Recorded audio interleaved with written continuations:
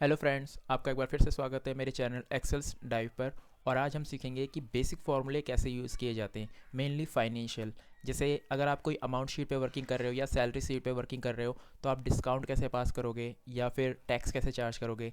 अगर आप सेल्स से रिलेटेड किसी डेटा पे वर्किंग कर रहे हो तो अचीवमेंट कैसे निकालोगे, ग्रोथ डी ग्रोथ कैसे निकालोगे। तो इस टाइप की जैसे जितने भी फार्मूले हैं हम आज सारे फार्मूले यूज़ करके देखेंगे। और हम उसका मेथड भी समझेंगे कि आखिर ये फार्मूले लगाए कैसे जाते हैं और ये काम कैसे करते हैं एक्सेल शीट के ऊपर। तो चलिए अपने टॉपिक पे चलते हैं। मैंने यहाँ पे टेबल बना रखी है जिसके अंदर ग्रोथ है, डी ग्रोथ है, आपको डिस्काउंट कैसे लगाना है, टैक्स कैसे लगाना है। इवन आपके पास दो वैल्यू है, एक में डिस्काउंट पास हुआ है तो डिस्काउंट कितने परसेंट पास हुआ है ये कैसे पता लगाएं, या टैक्स कितने परसेंट चार्ज हुआ है ये कैसे पता लगाएं। तो ये सारी चीज़ें आज हम सीखेंगे। लेकिन उससे पहले हम पहले बेसिक देखें कि एक्सेल एग्जैक्टली फार्मूले से रिलेटेड कैसे वर्किंग करता है। फॉर एग्जांपल 2 और 3 दो वैल्यू है।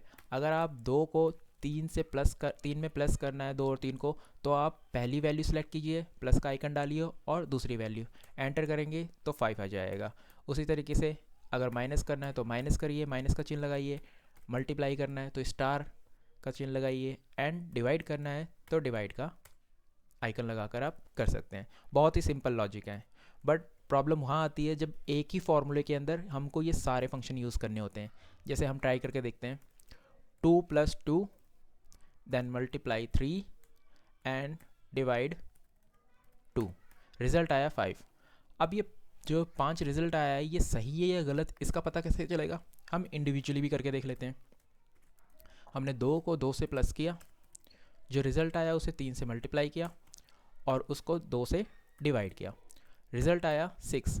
मीन्स कहीं ना कहीं कुछ गलती है जिसकी वजह से हमारा रिज़ल्ट गलत आया है। तो इसको कैसे चेक करेंगे, हम इसको चेक करते हैं। लेकिन उससे पहले एक चीज़ मैं आपको क्लियर कर दूं, जो कि हमें स्कूल टाइम में ही बताई जाती है कि मैथ की जो कैलकुलेशन चलती है उसका एक मेथड है कि सबसे पहले मल्टीप्लाई होता है, फिर डिवाइड होता है, फिर प्लस या माइनस होता है। तो इसलिए इस फॉर्मूले में भी हम सबसे पहले मेथड के हिसाब से करेंगे तो हमें पता चलेगा इसने 5 रिजल्ट कैसे दिया है। सबसे पहले हम इन दो वैल्यू को मल्टीप्लाई करेंगे क्योंकि यही दो आपस में मल्टीप्लाई हो रही हैं। उसको आप कैसे करोगे, फॉर्मूले को एडिट कीजिए, दोनों वैल्यू को सिलेक्ट कीजिए और F9 प्रेस करना, तो वो आपको रिजल्ट दे देगा। उसके बाद डिवाइड, तो 6 को हम R5 यानी 2 से डिवाइड करेंगे और फिर जो वैल्यू आएगी वो O5 में प्लस होगी। ये रिज़ल्ट इस तरीके से आ रहा है, यानी ये मेथड के अकॉर्डिंग कैलकुलेशन हो रही है। F9 यूज़ करते वक्त हमेशा याद रखिएगा कभी भी एंटर मत मारिएगा, हमेशा एग्जिट से बाहर जाना है। क्यों?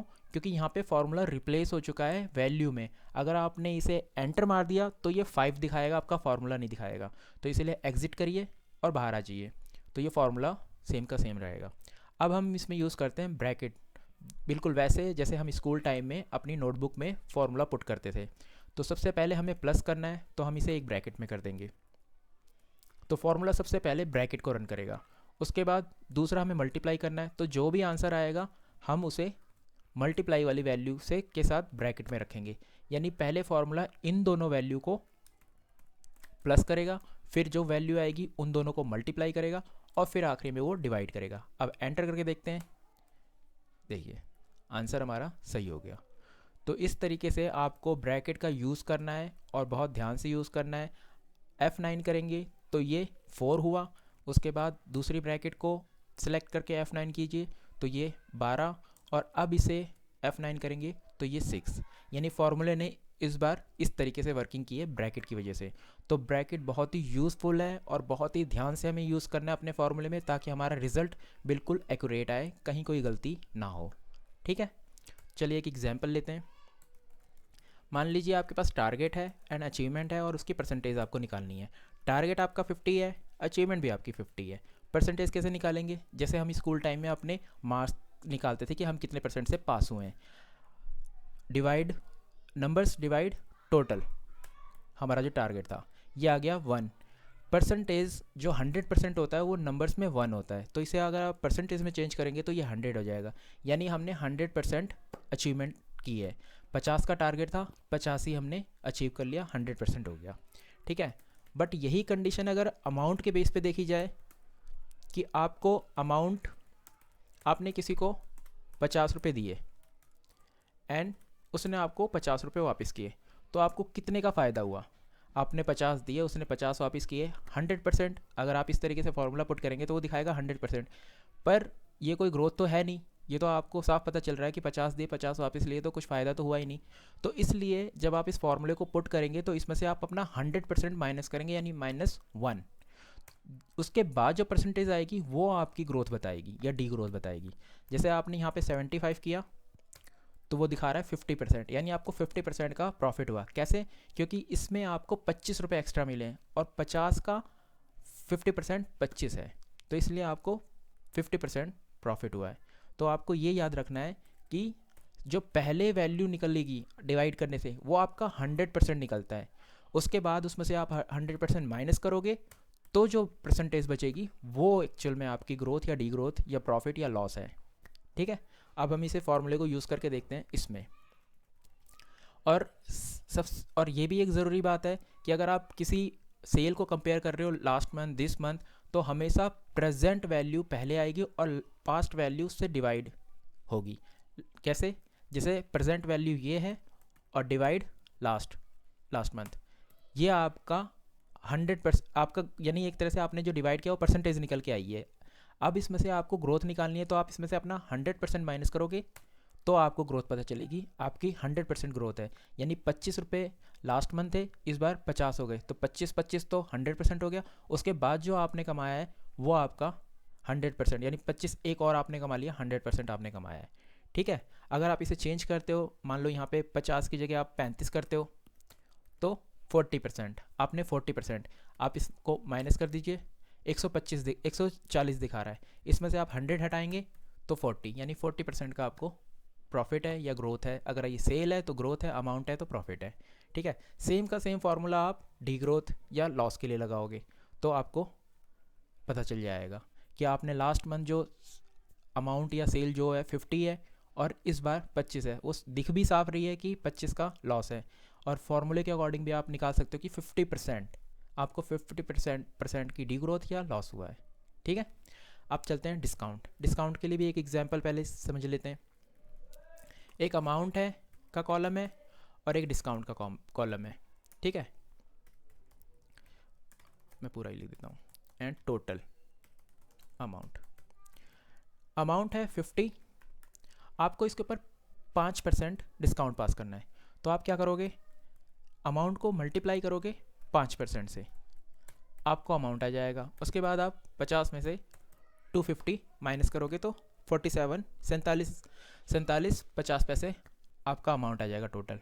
बट अगर आपके पास कोई एक्स्ट्रा कॉलम नहीं है, आपको इसी कॉलम के अंदर टोटल अमाउंट निकालना है, तो इस कंडीशन में क्या करोगे? इस कंडीशन में आपको समझना होगा कि फॉर्मूला कैसे काम कर रहा है। आपको पता है कि 50 का 100% अगर आपको पे करना है तो आपको 50 रुपये ही देने होंगे, बट यहाँ पे आपको 5% की छूट मिल रही है, इसका मतलब आपको 95% ही पे करना है। तो आप कैसे निकालोगे इसे? बिल्कुल जैसे आपने ये फॉर्मूला किया था, इसी फॉर्मूले की तरह आप इसे मल्टीप्लाई कर दो, ब्रैकेट 1 माइनस 5%, जो आपको डिस्काउंट परसेंटेज दी है उसे आप 100% यानी 1 में से माइनस कर दो और एंटर करोगे तो आपका रिजल्ट आ जाएगा। तो अगर आपको डिस्काउंट निकालना है तो आपको इस फॉर्मूले को याद रखना है, इस पैटर्न को याद रखना है, फॉर्मूले को नहीं, इस पैटर्न को याद रखना है। कैसे? अमाउंट को मल्टीप्लाई कर दो, जो परसेंटेज दे रखी है उसमें से 100 माइनस करके, तो आपका अमाउंट आ जाएगा। क्योंकि अगर 100% पे करना है इसका मतलब 50 का 50 पे करना है, बट 5% छूट मिली इसका मतलब 90% पे करना है, तो आपको 90% को 50 से मल्टीप्लाई करना है। तो वो कैसे निकलेगा? 100% में से 5% माइनस कर दीजिए। ठीक है, तो ये डिस्काउंट का है। अब इसे हम यहाँ पे ट्राई कर लेते हैं। हमने ये सिलेक्ट किया, इसे मल्टीप्लाई किया 1 माइनस 5%, तो हमारा अमाउंट आ गया कि हमें 5% डिस्काउंट मिला है, जिसकी वजह से 125 का सामान हमें 118 रुपये 75 पैसे में मिला है। ठीक है, इसके बाद टैक्स चार्ज करना है, तो टैक्स चार्ज करने के लिए क्या, आप यहाँ माइनस करके वैल्यू निकाल रहे हो, यहाँ पे आपको 100% तो पे करना ही करना है, साथ में 3% और एक्स्ट्रा देना है। तो 100 में से जो आप माइनस कर रहे हो वो आप परसेंटेज प्लस कर दो, यानी 103%, तो आपको ये चार्जेबल है, यानी 35 की जगह आपको 36 रुपये 5 पैसे पे करना है। ठीक है, अब देखते हैं लास्ट, इसके अंदर है डिस्काउंट। डिस्काउंट आपको डिस्काउंट की परसेंटेज नहीं पता, बट आपको ये पता है कि 100 रुपये का सामान मुझे 80 रुपये में मिला है। तो पहले आप ये देख लो कि जो 80 रुपये है वो 100 रुपये का कितना परसेंट है, क्योंकि अगर 100% होता तो आप 100 रुपये ही पे करते। अब ये कम है तो कुछ तो कम है, तो यह 100 का कितना परसेंट है, 80 को डिवाइड कीजिए 100 से, तो ये आ जाएगा 80%। यानी आपने जो अमाउंट पे किया है वो 80% है। तो 100 में से अगर आप 80% को माइनस कर दोगे तो आपको आपका रिजल्ट मिल जाएगा। तो माइनस ये, यानी आपको 20% का डिस्काउंट मिला है। उसी तरीके से यहाँ पे पहले हम सेम का सेम फार्मूला लगाते हैं। आपको 100 रुपये पे करना था पर आपने 135 रुपये पे किया है, तो पहले 135 डिवाइडेड 100, 135%। अब आपको इसमें से 100 माइनस करना है ताकि आपको ये पता चले कि आपने कितना एक्स्ट्रा पे किया है। तो माइनस, इस बार माइनस पीछे लगेगा क्योंकि परसेंटेज पहले 135 है, तो अगर आप आगे लगा दोगे तो माइनस में आ जाएगा। तो इसलिए आप माइनस को 100% को पीछे लगाइए और एंटर कीजिए, यानी 35% का आपको टैक्स इसके ऊपर चार्ज हुआ है।